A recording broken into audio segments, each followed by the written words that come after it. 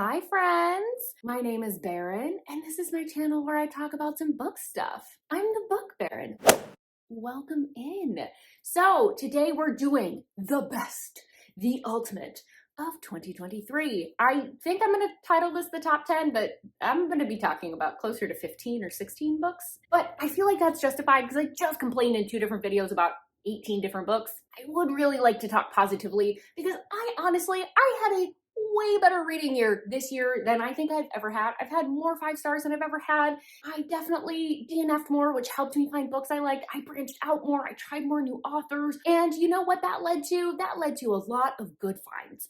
And so I couldn't just do 10. So I have like a special shout outs category because they deserve a mention. I'm going to do some awards, not quite superlative style like I've done the other 2. So let's get into it. Let's get into the books, the stuff you're really here for. First up, I have my best fantasy read of the year, A Heart of Blood and Ashes by Mila Vane. This is a barbarian style fantasy. It's enemies to lovers. It's got disability rep. If you liked the disability rep and the enemies to lovers aspect of Fourth Wing, I would really recommend you try this book. It's so good. So the hero finds out that his parents have been killed.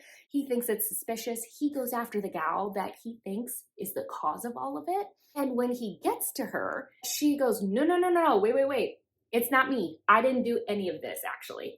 The real villain you're looking for is my father, and we should get married and create the ultimate alliance, because that will be the ultimate revenge. There's like sort of like dragon dinosaur type things in this. It's a very unique fantasy. I think the thing that really stood out to me about this book is that the progression from enemies to lovers is so perfectly paced. It's nice and slow. You're watching them kind of like gain trust in each other, respect one another. There's a lot of them having to work together, learning to understand the other person's culture, learning to understand like the little cues, the little things that they're not saying. Slowly watch them become more and more connected. She has some like physical weakness, and it isn't done in like a toxic positivity way or like ultimate perseverance. Like, yeah, she pushes through on things that are really important, but she also just adapts when she knows that, something just isn't going to be in her wheelhouse. And that girl uses her brain. She's so smart. She is 4 steps ahead of you at all times. And that's something that the hero is not good at. He's more that barbarian type. He's a warrior. He's hot-headed. And so she teaches him how to be a leader, and he helps her work around her disabilities so she can be a warrior too. It's a very good time. It's spicy. So there's that too. Next up, I am giving this one an award because it made me realize not all billionaire romances are created equal, because this one was done spectacularly. Fake Empire by C.W. Farnsworth. The thing that I think really makes this one unique is the fact that both sides are coming from rich families. This is sort of like a business style transaction. This is an alliance between 2 powerhouses. And it really felt like, instead of the guy's only personality trait being like maybe he's moody and broody or wants to like tie her up and spank her, this dynamic of like we are coming in as equals to this relationship and need to make it work. And there's like a sort of mutual respect in some regards. Like nobody's actively resistant to it. And I loved the heroine because she's very icy, and you slowly watch the hero realize why she's like this. Like what's going on in this upper crust society, how people treat her, how her parents treat her. And he really just like learns to understand her. These 2 are just like workaholics. Like you understand why these 2 really work together. And I just felt like this was like the gritty side of being rich. Like it didn't feel like the fantastical side where they're like jetting off at the drop of a hat. Such a fresh take on a billionaire romance, and I ate it up. Going in a completely different vein, grossest book that I read by far is Captured by Lauren Beale. So this is basically a very messed up man, sees a lady at a diner, he gets real interested in her, and he teams up with his brother to take her. It's the only way he thinks he can really have her. Although this is really gross, and I know some people will definitely read it as like shock value. I think it was really used effectively to explore the Stockholm Syndrome aspect of things, because You're watching the heroine battle the fact that her captor, one of the brothers, is both her captor and also her protector because he protects her from a lot of the most violent and grosser things that the brother wants to do. It was used very intentionally. Now, this is definitely a book that's not going to be for everybody. It's so gross and so violent that it has been banned not only from KU, but wide as well. This was one that I really just like, I felt like the Stockholm Syndrome really was addressed. And then you're watching him go, I should let her go because I actually really do care about her. But also, I want control of her, and I don't know that I can have her if I don't have her in this captive situation. Please, if you have any triggers or are easily grossed out by anything, you're not gonna look at mayonnaise the same way again. So if you're a big fan of mayonnaise, like maybe don't eat this, ma'am. Maybe don't read this. I'll put that out there, but this was one that definitely worked for me. All right, a book that I had the wildest time with was Poison Roses, and honestly the whole Boys of Belrose series by Tate James and Jamin Eve. The basic premise of this is that heroine is on the run from her mafia boss style ex. She witnessed something that he did and she's got to get out of Dodge. She ends up running into a band who happens to have another ex of hers in it. They agree to protect her, but her ex in the band is not happy that she's there, and he's built an entire career. His entire music career is based on the fact that he hates her. You might have noticed with some of my other reviews that like a lot of books that people are like, I just had a fun time with it. I just can't turn my brain off with. I see the plot holes, I get frustrated with it, and I'm just not able to relax and enjoy the book in the same way that other people are. This is one of those books, this entire series, and just Tate James in general, is one of those authors where I'm like, she's my junk food author. Is this the most spectacular romance I've ever read? No. Is this a fun, wild ride where there are explosions, there's deaths, there's bombs, like there's just so many things going on in this book. And it's also white shoes, which I don't really care for either. What Tate James did with this series is entertain the crap out of me. And she kept me busy, having fun. I couldn't even tell you if there's issues with the book. I was having that good of a time. Me to be able to find a book like that deserves a shout out. Next, we have books that made me realize I love a golden retriever hero. Don't get me wrong, I love my grunting Neanderthals that are like not expressing their feelings. That's very fun. But gosh darn it, do I love a golden retriever boy. Reckless by Elsie Silver. Winter is this prickly heroine. She's kind of accused of being a stick in the mud. She never has fun. She has this sort of like antagonistic but sort of bantery relationship with Theo. One night she's like, screw it. You know what? I'm getting divorced. It's rough out here. I'm going to have some fun. They have a one-night stand. They're never going to say anything about it afterwards, but she is pregnant. The thing that I just absolutely love about this book, these characters needed each other so badly. Theo needed someone that didn't need him to be a jokester and happy all the time and could just be there for him. And Winter needed to learn to trust people, but also not have someone that needed something from her and didn't need her to be strong all the time. And he loves that she's frigid. He thinks it's hilarious. They have such a good bantery dynamic. So that is Reckless. In a similar vein, Hail Mary by Candy Steiner. I loved this book. The hero, very golden retriever energy. He's goofy. He's always looking for the levity in situations. And he is not put off by the heroine's prickly exterior at all. This is a new adult book, but she is not in college. She's taking a non-traditional route. She's a tattoo apprentice. And I just loved seeing something a little bit different from a new adult college book because college isn't for everybody. And I just liked seeing that represented. It's also fun because they're both gamers, which I think is fun to have with heroines. Like a lot of times you'll see it with heroes, but not with the heroines. These guys are both gamers. I loved that. I just love the hero and heroine together so much. All right, I'm gonna do my last shout out and then I think I need to switch out of this sweatshirt because I am sweating, guys. I don't think it's cold enough for this bad boy. The last one is the book that I want to give the award for some of the best tension and made me realize that maybe I do like a love triangle sometimes. I know. The Summer We Fell by Elizabeth O'Rourke. A high level of this is that the heroine is kicked out of her family home. She lives with her boyfriend's family. He's at college. His family, super religious. Dad's a pastor. She is walking on eggshells. She's just trying to save up enough money and not fuck up so that she can leave. She just wants to get out of there. She is exhausted because the demands of this household are that she has to kind of be paraded around as a charity case, and she's expected to do a lot around the house in terms of housework because, you know, she's a female. This all kind of gets messed up when her boyfriend brings his good friend from college home for the summer. And this hero sees what's going on because he recognizes a lot of himself in her, and he starts pushing her to stand up for herself. And there's this like incredible tension of her wanting to be with this hero so badly, but realizing she is not in a financial position to be able to do that. I deeply understood the heroine's precarious position that she was in. I understood why she couldn't make that choice. And also, like, the current boyfriend, he's not doing anything terribly wrong. He's not a horrible person. He's just not the right person, and her having to grapple with that, like, maybe that's not good enough. This was nearly a perfect book. I wish I just got like this much more in the current timeline, and then it would have been amazing. But those are all my shout outs. I've been filming for 20 minutes. I'm gonna go change out of this sweatshirt because I am sweating bullets. You can see that I'm getting real shiny. I'm gonna powder my face, change my shirt, and I will be back in a hot second. All right, I'm back and ready to tell you about my top 10.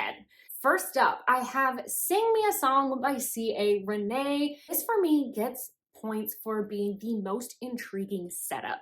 So this is part of a duet slash is like the prequel. It is about the strippers who are invited to an island to perform for a lead guitarist's birthday. So the band is actually rumored to be like part of some like devil worship. They aren't far off. They're into some kind of like Illuminati type of shit.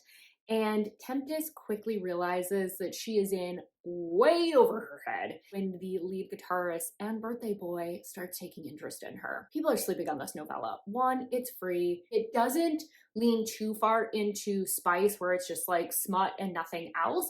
It's setting up Tempest's backstory and making you understand like why she would go to this private island beyond just like the payout.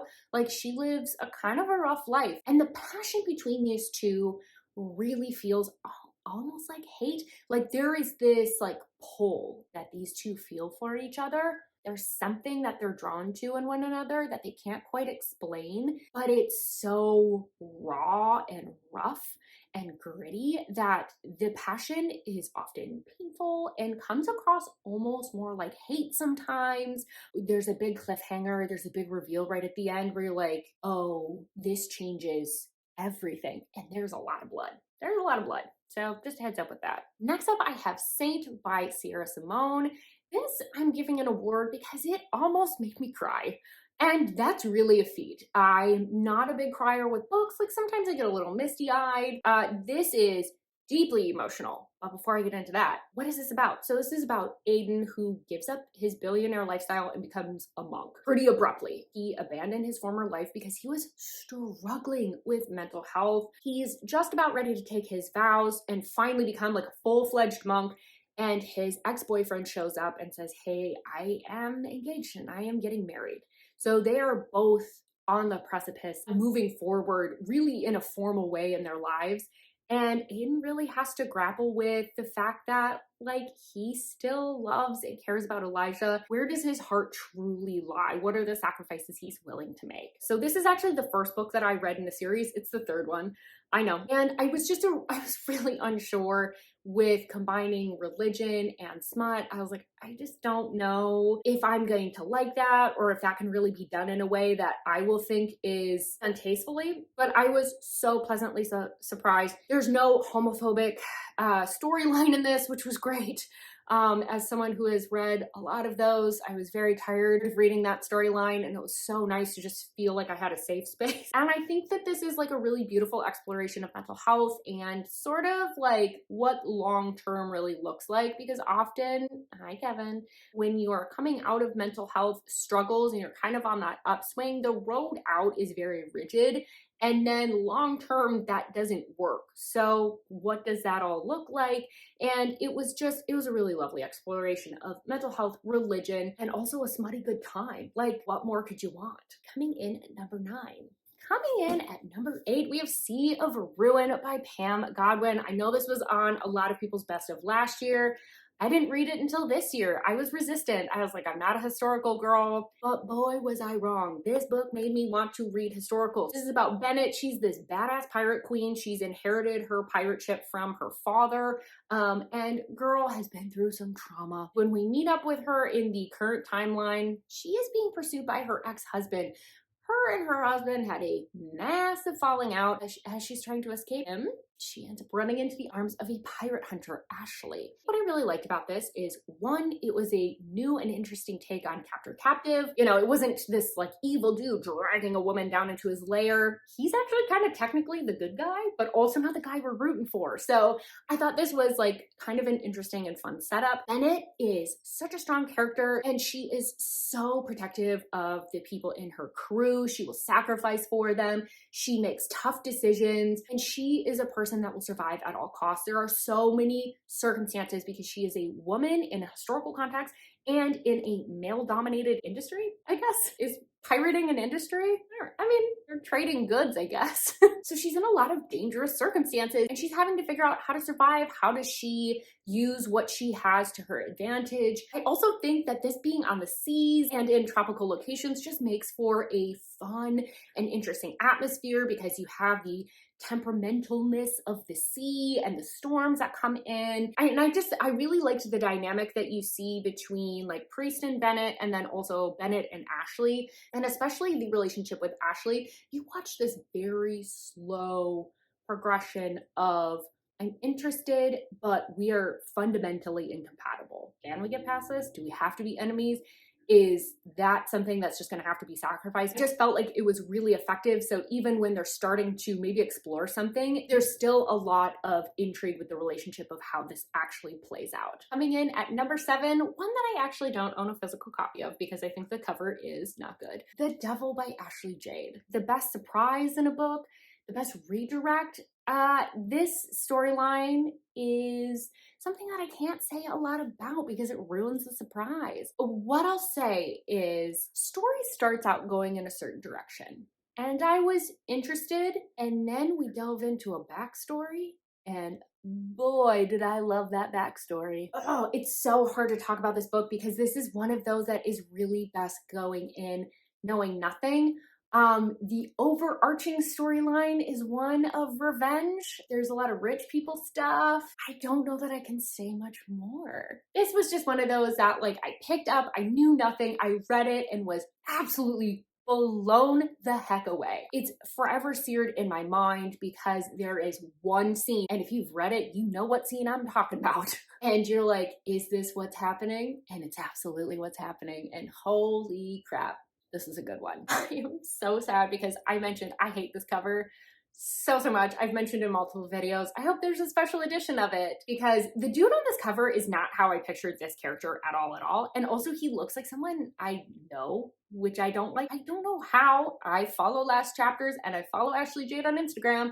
Somehow I missed the sale of a special edition of this. Here's hoping they have an overstock or scratch and dent sale because I really want a special edition of this book so bad. All right, let's move on from that. Coming in at number 6, and maybe a little bit of a late edition, maybe a little bit of a surprise for you, because I have not really talked about this book. I read it this month. We have Garen Park. This, I think, gets the award for most pleasant surprise. I'll explain in a second. The basic premise of this is that Devin and Maddox are like mortal enemies across lots of different facets of life, but especially motocross. Their dads want like the purse money from the races, so they're really hard on their sons when they like don't win.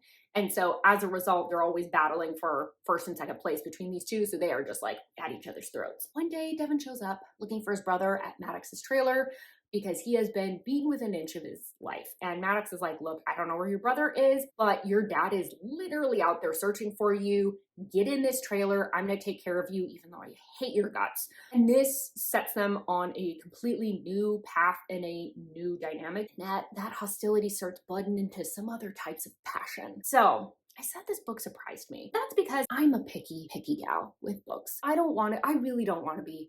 I want to like what other people like. When I saw that this was getting a lot of hype from people on Instagram and in the booktube community, I was like, I want to try it so bad because I want to know what everyone's talking about. But I have a track record of not liking stuff other people like. There were a few people who I really trust their opinion and who I would say we have pretty similar reading taste overall that really said like, no, this is truly a good one. And they were not wrong. And now I'm sad that I waited so long to read this because I could have been earlier on that train having a good time with this book. It's so good. It is so worth the hype. The progression from enemies to lovers it's really lovely. They don't have this incident where Maddox is taking care of Devin and just all of a sudden like, woo, we're all good. No, it's very slow. There's a lot of having to come to terms with the fact that they are in love with their enemy. Again, there was no homophobia storylines in this, and that just made me so happy because then I could relax. It made me trust Nordica as an author just immediately, and I love that the hero that's having sort of this like awakening is more concerned with the fact that he is falling in love with his enemy and who he's falling in love with than the fact that he maybe likes a guy, and he's like concerned about the logistics but also kind of excited about what's going on but not really understanding his feelings, so sometimes he's like lashing out. I just love that there was like an aspect of insecurity because for both of them, they're like, I'm just like this trailer park kid. Like, why would you want to even be with me? You could have anyone. You could have an easier life, maybe being with a woman. I also really loved the relationship with the brothers. I loved that these guys really just had this closeness with their brothers of like, it's them against the world. Really loved how everything was done in this book. This is one of the best enemies to lovers books. This is so well executed. I can't wait to continue on to Lot 62 and Knock Knock because I was like, the brothers, what's going on there? They seem really close. They get a book too. Next up, we have Anointed by Charity B. The award for making me rethink friends to lovers trope. Maybe I do like it. So this is about Laurel Ann and Zeb, and they are childhood best friends, and they are on a religious polygamist compound. Laurel Ann, in her preteen years, ends up doing something that gets her kicked out. And she still believes in the religion, so even though she is now kicked out and on the outside, she still tries to uphold the spiritual values of this community. Eventually, Zeb is now the prophet, and he says, you know what? Maybe you can come back. This had so much tension, just constantly. I was like, I don't think these two can be together. Like, I don't know how it can work out. Community they're a part of at every stage doesn't want them to be together. They're constantly encountering new challenges. Just when you think like, oh, it's finally resolved, finally, we're gonna get a little, oh, okay, well, that is a problem. I felt like it spent the right amount of time focusing on the childhood leading up to the incident, on the incident, her time on the outside, and then being back at the compound. Like, that felt really well paced. And normally I am not a person that really likes spending a lot of time in the childhood or like younger years of my characters. I'm like, get to the good stuff. This felt perfectly paced though. Charity B did take the time so that every new challenge they're encountering felt impactful. Every win that they got felt so exciting because you felt how hard these characters fought to get to that. You also watch Zeb on his journey because he's on the inside without Laurel Ann, thinking he's never going to be able to get her. Watching him grapple with his own religious struggles. His are maybe not as obvious because he's the prophet, but there's some other things going on, and you watch him on this really dark path, and he gets darker and darker and darker and darker. When everything does explode, there are consequences. This HEA felt so hard fought, and I was so happy to see these two together. That's my next one. Next up, we have Shattered Hearts by Shea Rui. This definitely gets an award for the most toxic relationship, but also one of the best covers. Like, this looks almost like 3D without the glasses. This is about Hallie and Zane. And they run into each other in college, and Zane becomes obsessed with her. He has a track record of becoming obsessed with people. He knows he's not supposed to do it, that he should probably try and fight it, but he really just can't. He's meeting Hallie at a time where she is really struggling. She has some trauma in her past, and she is self-medicating with booze and abusing prescription pills. But Zane's also spiraling, and he is about to hit rock bottom, and he wants to bring Hallie with him. This book is one of those that it hurts so good. This book sort of gets the setup, and then once it drags you into the depths, you never really come up for air. You sort of just have this oscillation of highs and lows. The thing that I really thought was unique about this dynamic is that these two are very aware that in their current state, they cannot be together long term. They're not good for each other, and they can't really be a couple. So they're selfishly trying to get as much time in as they can, and they know the explosion is coming. And you keep thinking oh, maybe this is when we hit it. And then you don't. And then you think maybe this is when they hit it. And then they don't. And then the next time it gets even worse, but that's not quite the explosion. I think as a result, it just gives this push-pull of they feel unworthy. And also they're making some decisions that are maybe come across as very selfish to the other person, but it's really just this desperation.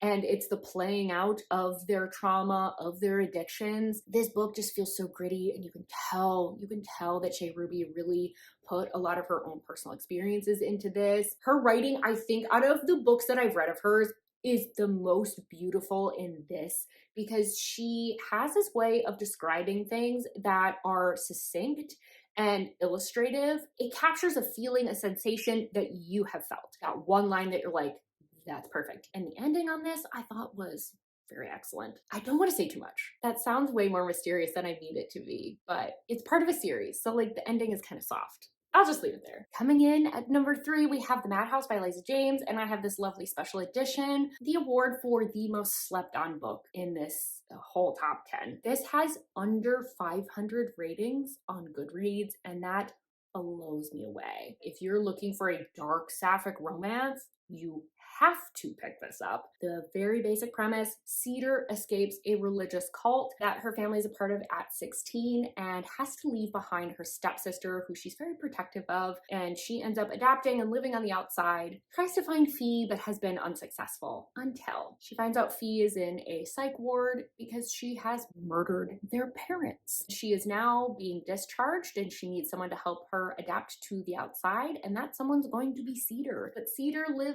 a lifestyle that is very contrary to the religious upbringing that they both had. This is such a deeply sensual book, I think is the best way to describe it. There is a lot of fighting feelings, a lot of not understanding feelings, because for Fee, she's never been in love with a woman.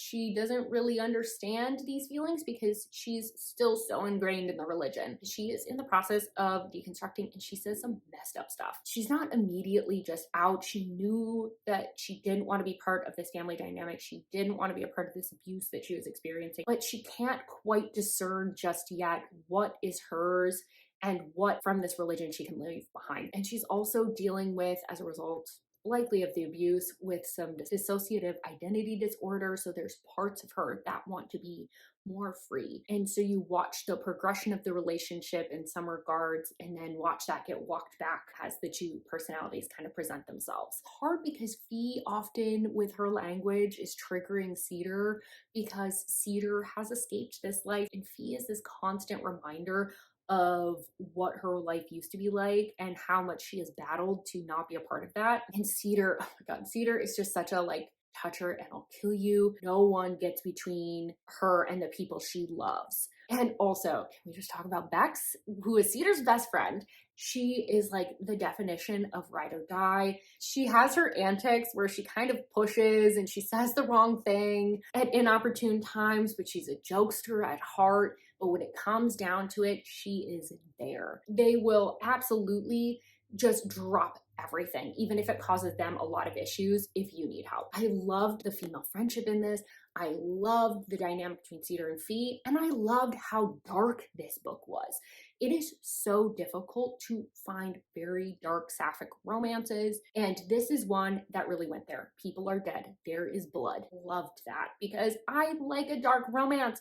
This does leave off on a horrific cliffhanger that I'm pretending does not exist right now because the Madhouse 2 is coming. I'm hoping sometime next year. I've seen snippets of it on Eliza's Instagram, so I'm really hoping that that's coming out soon. And this is a special edition from How to Get the Girl. It's a newer book box and pretty much only do sapphic romances. So be on the lookout. That's a newer book box that I think is going to be doing some good things. Coming in at number 2, we have, ta-da, Take Me With You by Nina G. Jones. This, I think, has to get the award for most gorgeous writing and grittiest and darkest book. This is about Vesper, and she's not very happy with her life. She's going to college. She's got the right boyfriend who's nice enough, and she takes care of her brother because her mom has a tendency of jetting off and going on vacations. Kevin, because her mom has a tendency of going on vacation and leaving her brother, who has, I believe, autism, in her care. So she's a little burnt out. She doesn't like the life that she's living, and she fantasizes about being forced away from this life. That all becomes a reality because there is a serial assaulter that is got his eyes on her. And one day when he attacks her, she needs to very quickly get him out of the house, and she says, "Take me with you." This is the best captive and exploration of Stockholm Syndrome I think I have ever read. I deeply understood Vesper. Being intrigued with Sam, still needing to placate him so that he doesn't hurt her, and a desire to escape. And sometimes these two driving forces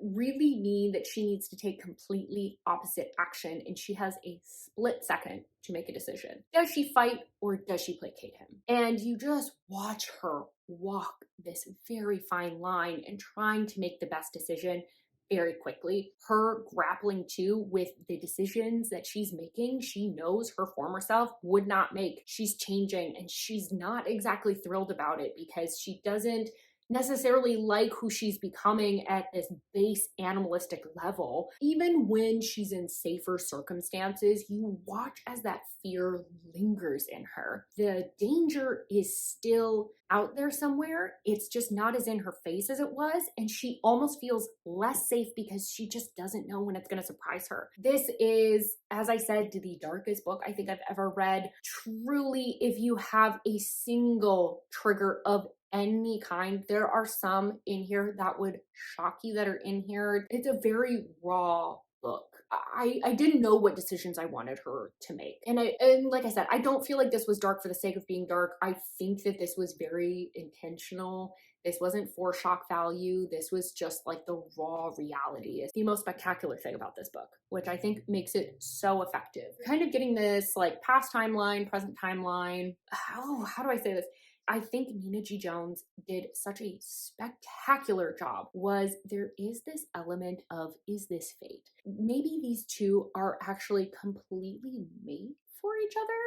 Maybe. Or maybe this is purely random.